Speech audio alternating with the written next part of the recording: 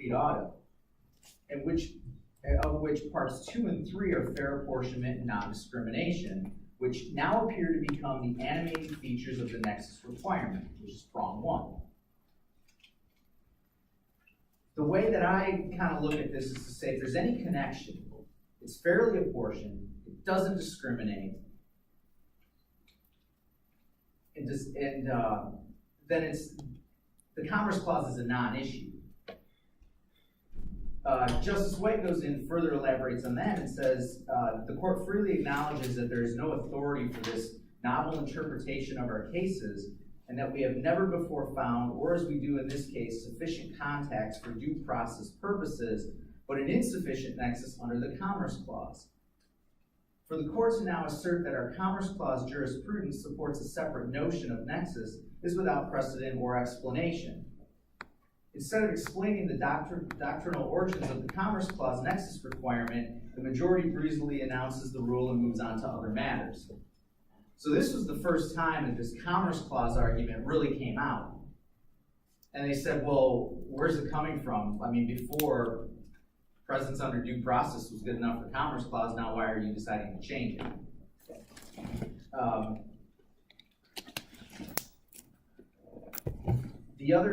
One of the other big things he talks about is, and he says, nevertheless, an out-of-state direct marketer derives numerous commercial benefits from the state in which it does business. These advantages include laws establishing sound local banking institutions to support credit transactions, courts to ensure collection of the purchase price from the seller's customers, means of waste disposal from garbage generated by mail order solicitations, and creation and enforcement of consumer protection laws which protect buyers and sellers alike. The former by ensuring that they will have a ready means of protecting against fraud, and the latter by creating a climate of consumer confidence that inures to the benefit of reputable dealers in mail order transactions. To create for the first time a nexus requirement under the Commerce Clause independent of that established for due process purposes is one thing. To attempt to justify an anachronistic notion of physical presence in economic terms is quite another. He goes on to talk about how, especially with the stare decisis, that he said, look, if Quill is making business decisions based on this Commerce Clause, that's just a poor way to do things. There's no way that they're sitting there saying, well, we're going to do this, and we're going to do this, and we're going to do this, and it's all based on Commerce Clause nexus.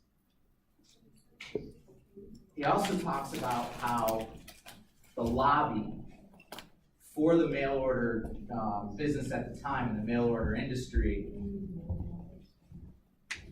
for sure had some sort of say in what was going on.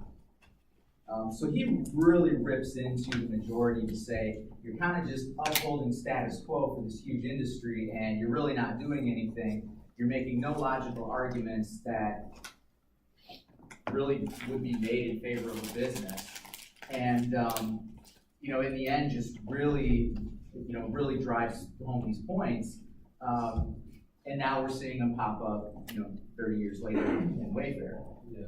So one thing I'd also like to bring up regarding his dissent, he talks about the fact that if there were to eventually be a use tax imposed, it should be something that's prospective and not retrospective, which is something to focus on because when we get to the Wayfair arguments, they mentioned it again, and that was also a huge argument in the Wayfair case. And it's funny because they talk about marketplace fairness and favoring one side or the other and avoiding that. And in my opinion, at this point, it had been interstate commerce was being unfairly burdened if they were to be imposed a tax. But nowadays, once we get to this point, interstate commerce is actually getting a cost benefit versus the brick and mortar who have to pay the sales tax or the use tax. So where is the fairness lying at this point in time? Pretty much they said, fine, corporations, you win this time, but we're welcoming the court and Congress to move on from this decision and make a better informed decision. And that led us to this next case, which is a lot later, about almost 20 years later. So direct marketing versus Bro is a case regarding the state of Colorado and a corporation which did not have nexus in Colorado. Direct Marketing Association, all abbreviated to DMA. Pretty much what they imposed was not a tax, but an obligation to report who they made sales to within the state of Colorado. So this follows the Nexus rules where you don't have to impose a tax directly on these companies. It's just a reporting standard, so there's no actual physical tax involved. And the states were doing, or Colorado was doing this in order to tax the consumers directly by sending bills or however they were going to do it. So it required sending an annual report of who you sold to within the state, and it gives Colorado the discretion to tax those consumers.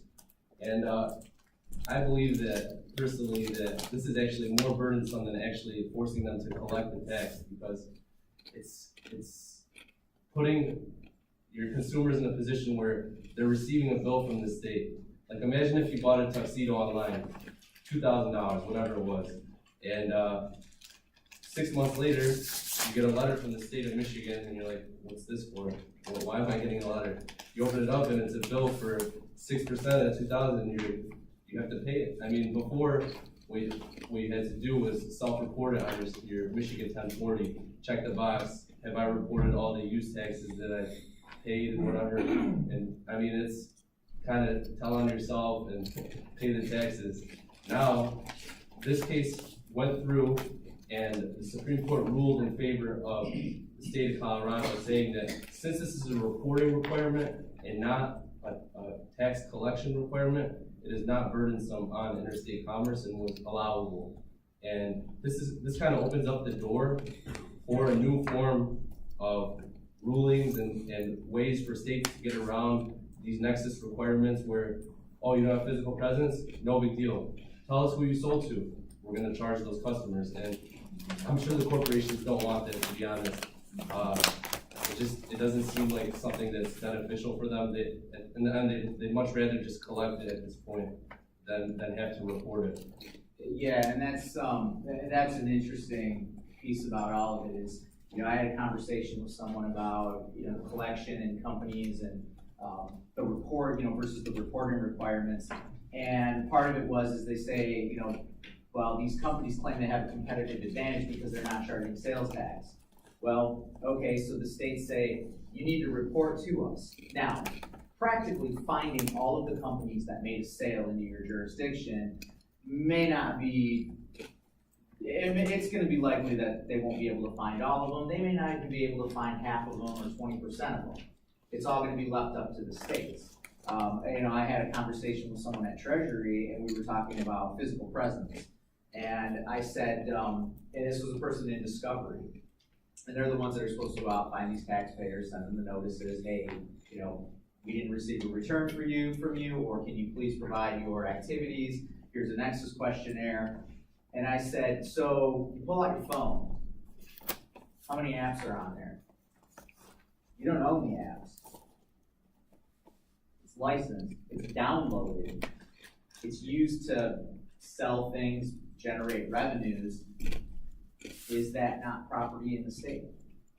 You can argue yes, you could argue no. Saying it's an intangible. It's the same thing with Nexus requirements, or Nexus and, under, Thomson Reuters case in Michigan, they said, hey, this little cookie that is put on there is incidental to the overall service. Okay, that was great. Now, what about the companies that put that on that do data mining, who are directly following your surfing habits, sending it back to another server, which then says, oh, you know what? You surfed for whatever. Here's the interesting part. So I was in Omaha, Nebraska last week doing a TEI presentation. I got back here, logged into my Yahoo Mail account. What pops up on the screen next to it? An ad for Omaha Steaks. So whether or not you've actually got a brick and mortar location, employees, could the states argue that that's physical presence and that's So they say, well, no, that is software in the state. Now, some states may have to change it, the rules to say an intangible, or that this software is considered tangible property. There's some various languages they would have to use. But that brings up a point is, now at this point, is Wayfair irrelevant. Same thing with, direct marketing and the reporting. If a state is going to send someone a notice, and they don't pay that notice, and all of a sudden they get a bill for penalties and interest on top of it, what does that do? Mario mentioned that Michigan allows you to do self-reporting. You can choose a table, you can do actuals, anything over 1,000, you have to do actuals. Some states are like that, some states aren't. Some states will allow residents to do it, but not non-residents. So now at that point then, do they wait until the individual returns filed and then they send this out? I think that opens up an entirely different can of worms for reporting purposes. Yeah. There's a footnote in the Quill case, though, the technology at that time, floppy disk. And they had a few floppy disks in the jurisdiction, and the court held that was not sufficient to meet the physical presence requirement. The slightest presence is not enough. And so even Ohio, as well as Brian was saying, is that they try to assert cookies on your computer is equivalent to having a physical presence. So sometimes the argument can be made going back that slightest presence is that enough really to get you over the top or not. Yeah, and that's been the issue this whole time, is that there was no set guidelines. This is enough for Nexus, whatever. There was no physical number or definition of what is enough for triggering Nexus. And it's exactly what you're saying, is there's no way to really know what is truly Nexus and not. One last thing to talk about here is Justice Kennedy, who was on the full court. So he was one of the guys who's been here and seen everything from the beginning. He mentioned in his dissent how states are more than welcome, and Congress is more than welcome to challenge Quill and impose new laws that challenge Quill. And that's kind of what this direct marketing case is it's a challenge to Quill. And once he did mention that, and also just once this case went through, that's where the South Dakota versus Wayfair law came out, directly challenging this Quill decision. And we'll get to that in a second. So this right here is a map that shows all the different states and their different forms of nexus standards. So economic nexus is described as nexus where you meet a certain threshold within the state, whether it be 200 transactions or 100,000 in revenues within the state. We can impose a tax on you because that's enough for sufficient nexus. And then affiliate nexus is how they describe it as like click-through nexus. So if you are a third party and Amazon has nexus within, let's just say, whichever state has affiliate nexus. So let's just say Michigan.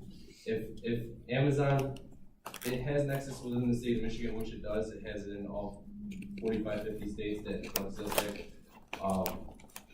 You have nexus as the third party because you are selling on Amazon. So a lot of states have, as you can see, imposed different forms of nexus standards. And the question is, are these constitutional and are they allowable? And that's where Wayfair decides whether or not they are. Yeah, and one interesting piece, this doesn't directly relate to sales and use taxes, but I believe it was last year or the year before, the Ohio Supreme Court on its commercial activities tax, which is a straight gross receipts tax, the Ohio Supreme Court ruled that economic nexus was sufficient to create nexus in the Crutchfield case, even though there was no physical presence. And that was actually one where the taxpayer did purposely plan to not have nexus in any jurisdiction except for, I believe it was Maryland. So it's kind of like playing the rules and trying to find a way around having to collect this tax. And as you can see, it started out with a physical presence nexus, and now it's starting to evolve into different forms of nexus rules, like these economic rules or these affiliate rules. So now we'll talk about how there's new reporting requirements. So this is where we talked about that Colorado case, the DMA versus Colorado. Pretty much it's requiring you to report, if you meet a certain threshold, you are required to report who you sell to, as I described earlier. As you can see, not that many states are doing it, but I could see if Wayfair were to be struck down, this map to turn green very soon, and just most of the states following these rules. That's pretty much about that. And then now marketplace provisions. This is a combination of the reporting requirements and economic nexus. It's pretty much saying that similar thing that the Colorado statute is saying, and it's not happening in many states, but I would see more companies going towards the Colorado way of doing it rather than Washington was actually one of the most recent ones to do it, to follow these rules. Something else I also want to bring up is the Marketplace Streamlined Act, Streamlined Sales and Use Tax Agreement. So at this point, this is an agreement where 23 states have signed. Some of the notable states are Michigan, Indiana, Minnesota, Ohio, and Wisconsin. So most of the states around our area are signed to this agreement. So this agreement is kind of a guideline or a framework to collect these sales taxes. This were if they were to allow for the Nexus standards to go through, this is what they would do. So it would be a single state level entity to administer the state tax laws, one audit for the whole state and local taxing per state, a single return for the remote sellers, a uniform program and database that shows all the different tax rates in each jurisdiction, and then a rate and boundary database, and then a 90-day rate of change or notice for the rate of changes. So pretty much what this is doing is saying, we're the states, we're willing to comply with these corporations, and we want to work with you guys and make sure that we're both on the same page and we're fair to each other. So I think this is a good standard or a baseline to follow if they were to rule in favor of the states on the Wayfair case, because it gives a slight framework describing what the states could be required to do if they were to collect these indirect taxes. So now we'll move on to South Dakota versus Wayfair. These are our lovely justices for the Supreme Court. First, we'll talk about the history. So it starts in 2016. South Dakota decides to tax Wayfair, Newegg, a couple other companies, and saying, you guys have economic nexus within our state. So like I described before, economic nexus is a certain amount of transactions or a certain revenue amount in the state. So as time went on, it went through the courts, and they appealed to the South Dakota Supreme Court, and then it went through appeals again and eventually moved on to the Supreme Court. And the Supreme Court case, the hearing happened on April 17th, tax day of this year. It was an hour long and full of a lot of interesting conversation and discussion, and we'll go over that in a second. Now we'll talk about just kind of the facts of the case. So what Wayfair did, or what South Dakota did to Wayfair and these other companies, was impose a tax to Wayfair and these companies for the economic nexus. The statute was meant to directly challenge Quill. The purpose was to say, these Quill standards are outdated. They don't match how the current economy is today. These companies like Amazon or whatever the companies are huge, and they're not collecting any use tax or sales tax. Some of the arguments that the states brought up was how they're losing massive sales tax revenues, how small businesses on Main Street are harmed, there's an unlevel playing field. These are the arguments that weren't for small business, but rather for interstate commerce in the past. Now, it looks like it's flipping to the other side. So, something else, this is word for word. Out-of-state sellers have a clear price advantage. E-commerce is now 9% of the market, and it's rapidly growing. The internet was not a factor in the cases prior to this one. So, he's reiterating pretty much what I said, but I'm reiterating what he said. Pretty much the point is that it's not what it used to be. We can't follow flow anymore. It's outdated, and there needs to be new Nexus standard that is not physical presence, because it's so easy just to ship into my state, or I could just pull up my phone right now and buy whatever. If that company doesn't have physical Nexus, they don't have to collect sales tax, but sales tax is charged on everything. If I go to the grocery store, I'm gonna have to pay. How come? Because I pulled out my phone is different. It didn't seem right. So Wayfair mentioned some other things, like they kind of said, we want the Streamline Act rules to be something that the Supreme Court agrees with. So some of the Wayfair arguments were, Congress can require one state or one rate per state for all remote sales. It can require a clearinghouse that can be used for processing payments.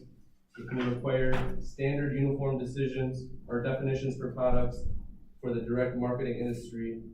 And this is something else he said is, as I pointed out to you, the largest players are collecting tax. They would welcome simplification. So that's something very important to know. This is Wayfair, who's being challenged in court, or is challenging in court this tax. But they're saying, we're okay with the tax, we just want it to be simplified. Amazon already pays sales tax. They already have Nexus in all these states, because if you guys know, Amazon has fulfillment centers in every state where they hold inventory to do one-day shipping. It's easier for them to have Nexus than to not. They already collect sales tax in all 45 states that have sales tax. So Wayfair is inviting the Supreme Court to challenge the Nexus rules and start making it simpler for everyone, for the states and for the corporations. So one last thing I'm gonna say that the Wayfair guy brought up. Wayfair collects in 22 states. They do this. In fact, Cool.com now collects in every state. So the numbers show this. Use the GAO to show that. Of course you can. Companies do this every day. Systemax, who was originally a defender in this case, is no longer a defendant because overnight they simply switched over. So as he's saying, all these companies are willing to switch over, and they just want simplification. So now we'll talk about what some of the Supreme Court justices were saying in their arguments. For literally 45 seconds within the argument. It was almost immediate. Yeah. It was like time out.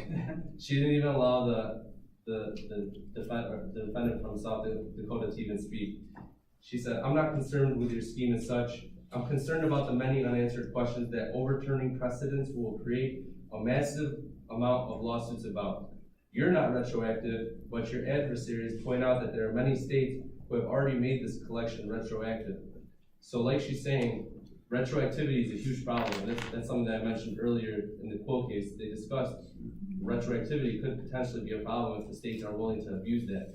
And as she said, a couple states were already doing that. South Dakota in their statute stated that they were proactive, and this is what South Dakota had to say. When it comes to retroactivity, the states don't want to address this retroactively, which is why South Dakota, illustrative of that, has indicated we're prospective only. So I think this is going to be a main talking point when they come up with their decision, whether or not it's going to be retroactive or proactive. And in my opinion, I believe that they're going to be prospective only, not retroactive, because it would just cause too many lawsuits and too many problems if they were to be retroactive. Right, and the issue at hand with South Dakota is it was prospective. So coming in and trying to address retroactivity, sure, the Supreme Court can do it, but it wasn't necessarily one of the pieces of the South Dakota law. I'll move on to Justice Alito. Something he mentioned was, it seems that both the states and internet retailers have an incentive to ask for a congressional solution to this problem. So another main point that's brought up in their arguments, they talk about why hasn't Congress acted? They've had 23 years to act and they haven't done anything. They've been invited multiple times to enact laws, to change these rules. They've had many times and many abilities to challenge this, and they haven't. And again, in this case, just like in the Quill case, Congress has been invited to challenge this, and they haven't. No, and that's where the state said, well, then, by inaction, it is now giving the states the authority to act. Yes, correct. And then moving on to Justice Kagan, this is what she says to reaffirm that Congress statement. The choice is binary. It's either you have Quill rule or you don't. But Congress is capable of crafting compromises to figure out how to balance the wide ranges of interests involved here. So she's discussing lobbying and following how maintaining a balance between the states and these corporations where everyone can leave happy. So again, she's inviting Congress to act and to do something. And that was a main argument for almost every justice, was saying, why hasn't Congress acted yet? So then we'll move on to Chief Justice Roberts. He also mentions Congress, but what he says is,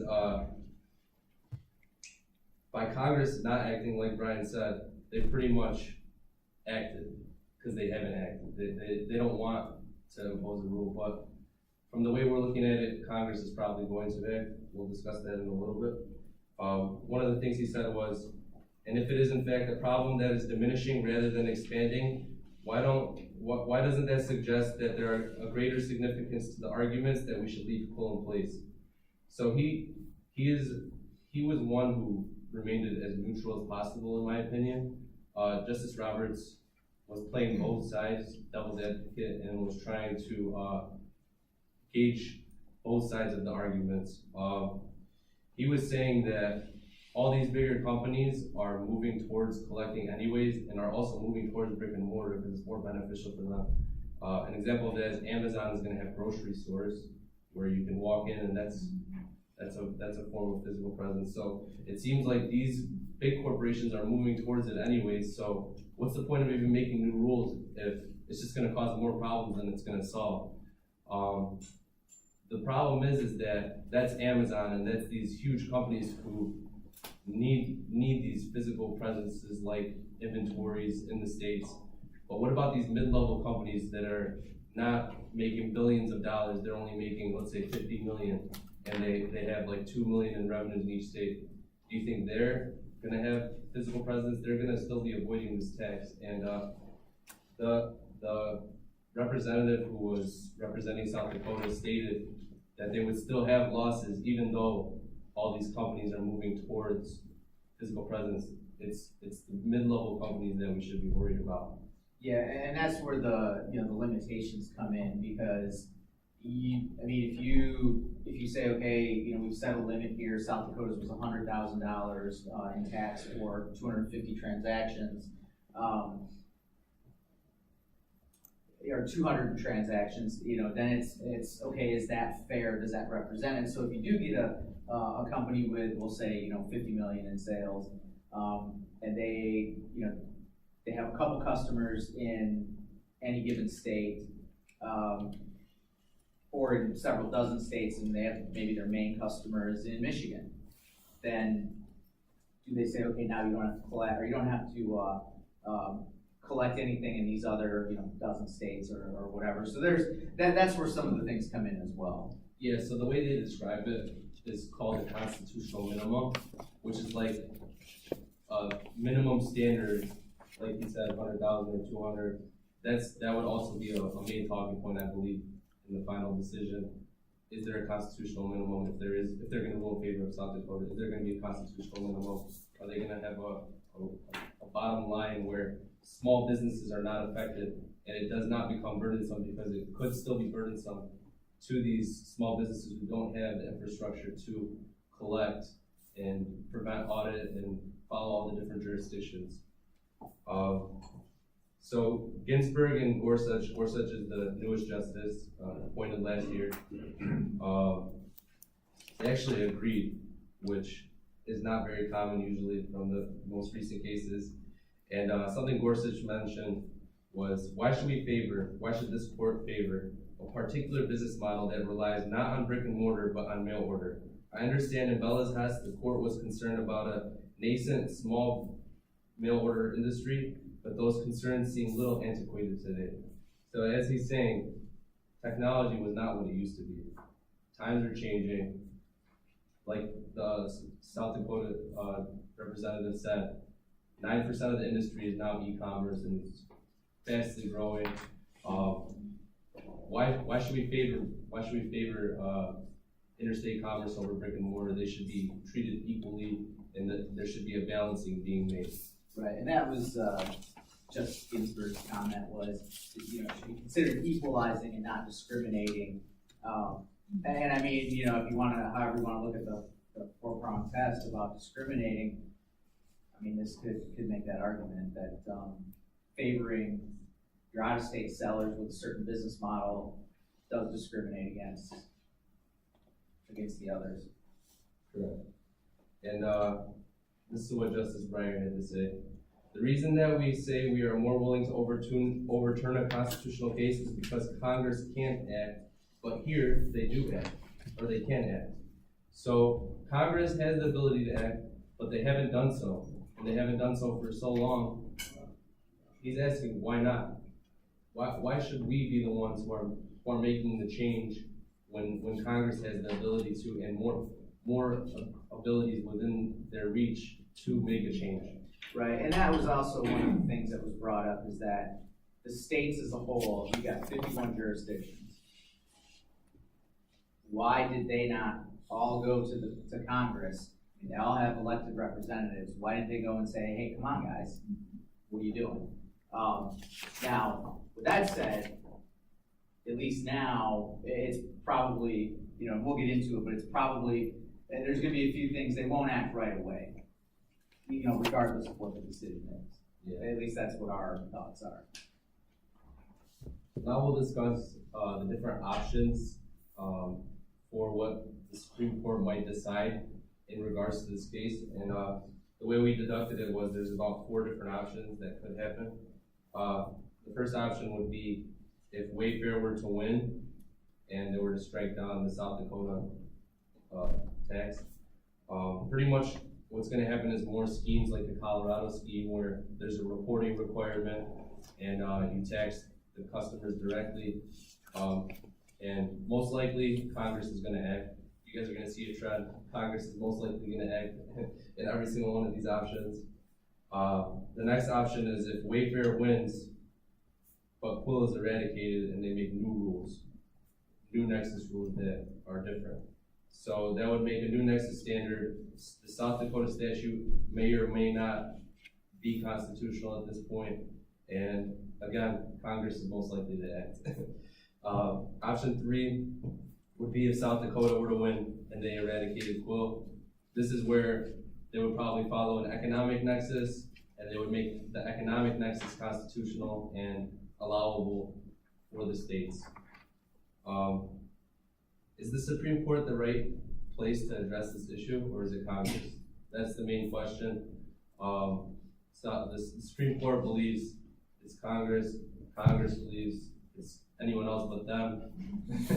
And that's where the arguments come right now. And there's a couple more options here. So this is the last option would be if the case were to be dismissed. And that's kind of similar to option 1 where it's status quo, South Dakota statute is not allowable, and things will remain the same. But again, Congress most likely to act. So it's at this point, almost once the Supreme Court acts, up to Congress to decide how are we gonna figure out this nexus situation.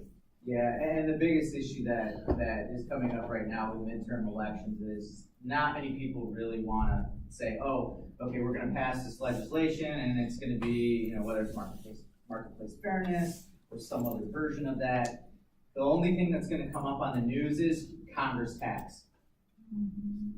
They've issued a new tax, even though it's not a new tax. It's already in statute in, you know, every jurisdiction that levies one. So Congress may not act until after the midterm elections, which then by the time you start putting things off, maybe it gets sidelined for another 30 years, who knows. But I would suspect states will they will take some action, and they will continue to try to challenge the rules. So a couple things, just like to take away from the hearing that happened and the main issues that were of concern. Some of the things were fair apportionment, talking about undue burden, a simple framework, focusing on retroactivity and that it doesn't affect interstate commerce.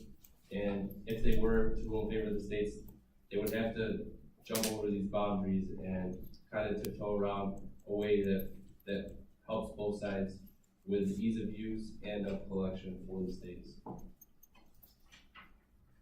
There's no way that, the Supreme Court could rule and prevent retroactivity? If they say it's valid, they can't prohibit retroactivity, or could they? They can, I mean, they can, there's been legislation from the bench before, so I think they could do that. But like I said, the matter at hand was prospective with, set limitations, or set minimums for a company to have to follow. But again, they could very well say, okay, yeah, so your prospective law is good and your limitations are good, and then leave it open to somebody to challenge a state that wants to go back.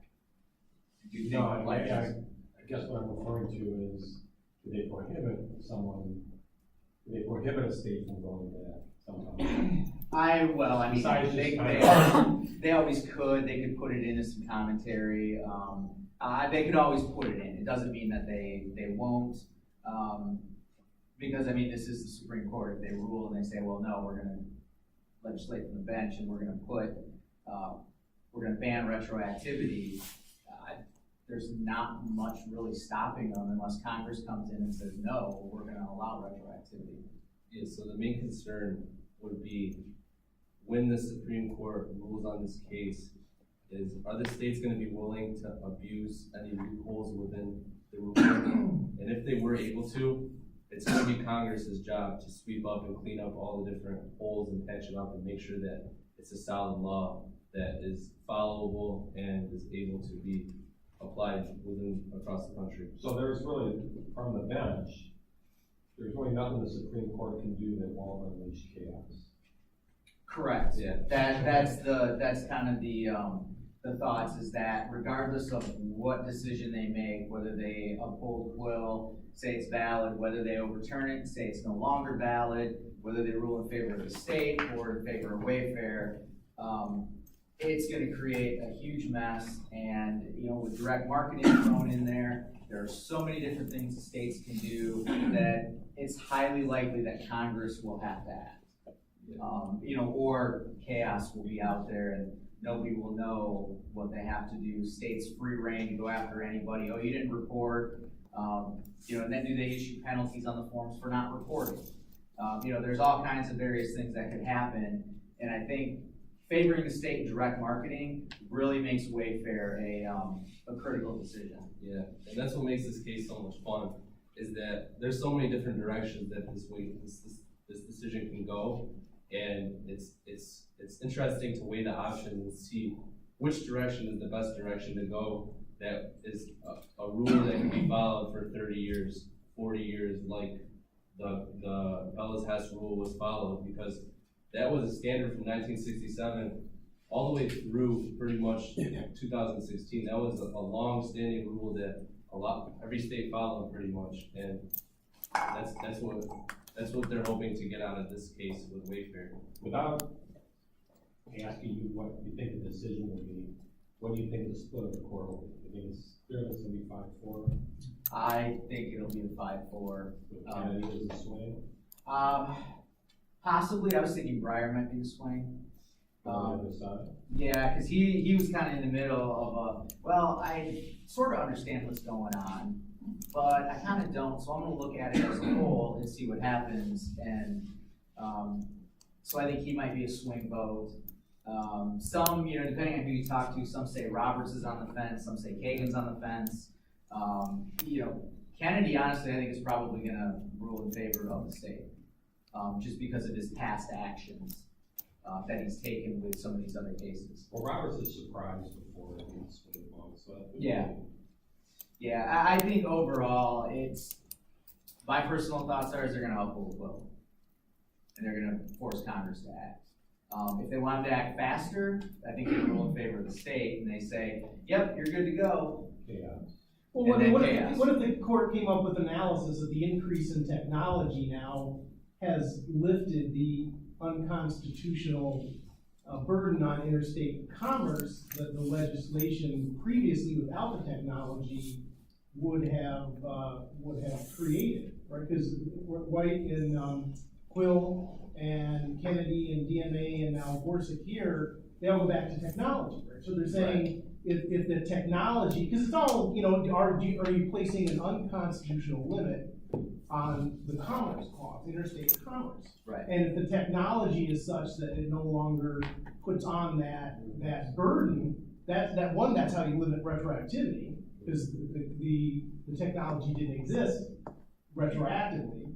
Right. And now going forward, because the problem with Congress, and you look to Congress can't create a law that also violates the Constitution. So I think the reason Congress sat on their hands for 30 years is saying the states came up with all kinds of laws, and if the court's gonna uphold Quill, there's nothing we can do that overturns Quill if the court is still saying that these rules violate the Constitution. Congress can't write a law that violates the Constitution, so they've gotta parcel that out, and if the court holds strong on Quill and, the unconstitutional burden on the Commerce Clause, Congress can write whatever they want, even though the court has invited them, they still have to say, well, your law, because it's passed by Congress as opposed to the states, is somehow no longer unconstitutional.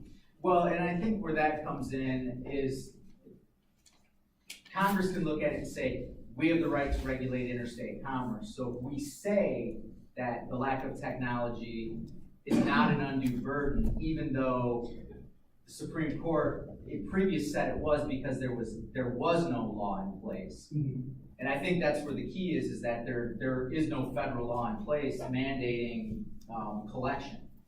And if Congress decides to do that, I can see an argument coming up and saying, well, no, it's still an undue burden. Yeah. Even though Congress passed a law. It's funny you touch on that because the South Dakota representative was asked the same question, has technology been improved? And he said, yes, we can create a program that shows every jurisdiction's rate, how to pay it, and we can make one simple form per state to make this as easy as possible for payment and collection. And that was him addressing the technology issue, because it doesn't seem burdensome. Right, and you look at a lot of companies with their sales tax software, if they go into automation projects and they set it up, it goes down to the local level. So the software's there. Now, you can get into arguments about actual payment. We tend to always have issues with quarterly estimates and e-filing and things like that. So you could argue, well, the technology's not quite there, and that actually makes, if you're on 51 different systems or 46 different systems, that creates an undue burden because not a single one of them is the same. But that's a different argument, for a different day. And listening to what you're saying, Eric, and I think it'd be really hard today to say that it would be an undue burden to force these companies to collect because the technology is so significantly different. But also, too, what Quill did is they bifurcated the test from due process to commerce, because even Congress cannot violate the due process clause. Right. The states cannot unduly burden interstate commerce, but they were inviting Congress to legislate, because they've got that broad authority. The closest that Congress came was the Marketplace Fairness Act. It came through the Senate and it all collapsed at the House. So I'm just not optimistic, even after the smoke clears, that Congress is gonna get anything done. It may get past the Senate, but I'm just not as optimistic that it's gonna happen. But. Yeah, and I think that's really, in the end, it's a stay tuned. They're supposed to issue their argument sometime mid to late June is what's being projected. And when it comes out, the next 3 months are gonna be real interesting depending on what that ruling is. Yeah, and the Marketplace Fairness Act, what it said was those states that are already part of streamlined sales tax, once they pass that law, you're already in. You can compel those out-of-state companies to collect. Those of you that stood on the sidelines and didn't participate in streamline, especially Colorado, then you would have to pass similar streamlined type of laws with uniformity and so forth to opt in. And then to deal with the $100,000 threshold, Marketplace had like a small business exception to try to deal with some of the smaller companies to kind of level that out as well. Yeah. So this slide is interesting. You know, it shows that the president would likely sign some legislation. Unfortunately, it talks about Amazon, and Amazon's already collecting sales tax. So I think it's the right message. It's the wrong example. And then I'm going to touch on this real quick because we don't have a whole lot of time here. So we wanted to just kind of talk about practice and procedures, specifically with audits and the way they're handled. And you know, I got a little bit of inside information from an audit manager with the state of Michigan. And you know, to start with, audits are governed by the Taxpayer Bill of Rights in Michigan. Other states generally have some similar provisions. You don't like what comes out of an audit, you can always take it to an appeal level. Most states have an administrative type appeal. Michigan actually has two of them. You have the informal conference process, and then you have the Michigan Tax Tribunal, which I think now Michigan is the only state that will allow CPAs to practice before their tribunal. There could be one other one, but I thought that got reversed out. After the administrative appeals, then it comes out of the CPA level and goes up to the judicial level. One key thing to note with these is they all have certain timelines that have to be followed. They all have certain procedures that have to be followed. And if you blow one of those procedures, the state will argue that you didn't follow procedure, and they'll start denying everything. And they'll start denying your appeals. You'll have to take it to court, and where you may or may not win or lose. One thing to note, Michigan under FRADCO and SMK was required to notify the taxpayer representative with any, or provide them a copy of any notices.